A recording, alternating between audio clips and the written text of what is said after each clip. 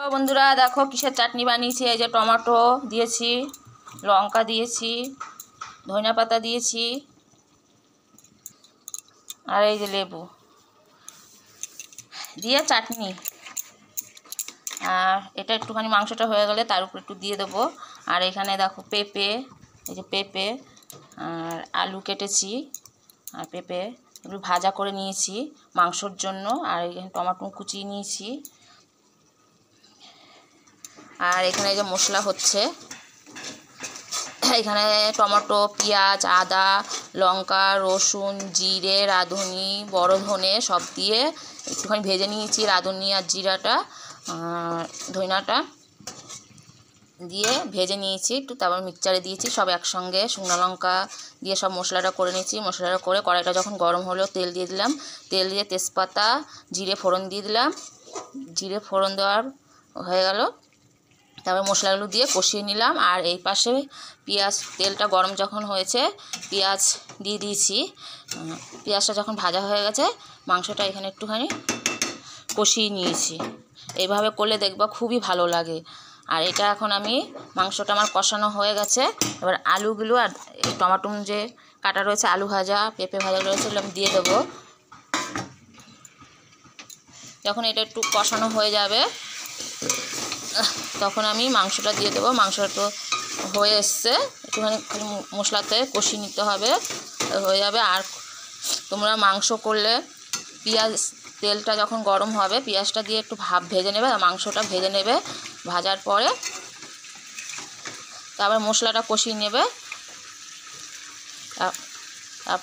মশলা কষানো হয়ে গেলে তখন মাংসটা মশলার মধ্যে দিয়ে দেবে। দেখবে এইভাবে করবে, দেখবে ভালো লাগবে। তাহলে আমার আলু আর পেঁপে মশলা দিয়ে কষানো হয়ে গেছে। এই এখানে মাংসগুলো যে আমি পেঁয়াজ দিয়ে ভেজে রেখেছি এগুলো আমি এখন এখানে দিয়ে দেবো। দিয়ে এবার ভালো করে কষিয়ে নেব।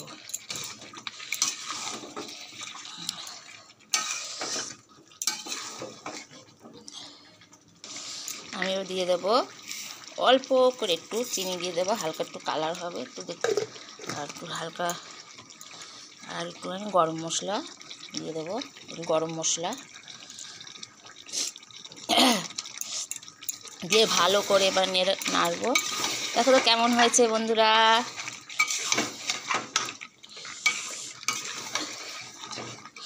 আজকে আমি করলাম মাংস কষা।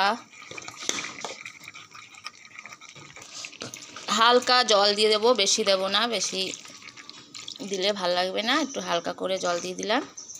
আলুটা সিদ্ধ হবে। মাংসটা তো পেঁয়াজ দিয়ে ভেজেই নিয়েছি। মাংসটা পেঁয়াজ দিয়ে ভেজে নিই। মাংসটা অনেক হয়েই গেছে, মশলা দিয়ে না কষালে তার ভালো লাগবে না, তাই মশলা দিয়ে একটু কষিয়ে নিলাম। মশলাটা আলাদা কষিয়ে নিয়েছিলাম। মাংসটা তো পেঁয়াজ দিয়ে ভাজা হয়ে গেছে। চলো বন্ধুরা দেখো আমার মাংস কষা কেমন হয়েছে দেখে বলবে। আমার কাছে তো খুবই ভালো লাগছে, কালারটা খুবই সুন্দর হয়েছে। এবার আমি গ্যাসটা অফ করে দেবো। আমার মাংস কষানো হয়ে গেছে, গ্যাস অফ করে দেবো, নামিয়ে মাংসটা কড়াইতেই থাক। তাহলে আজকে হলো মাংস কষা। আমি গ্যাস অফ করে দেবো, হয়ে গেছে, গ্যাসটা অফ করে দিচ্ছি। টাটা বন্ধুরা, বাই, টাটা বাই।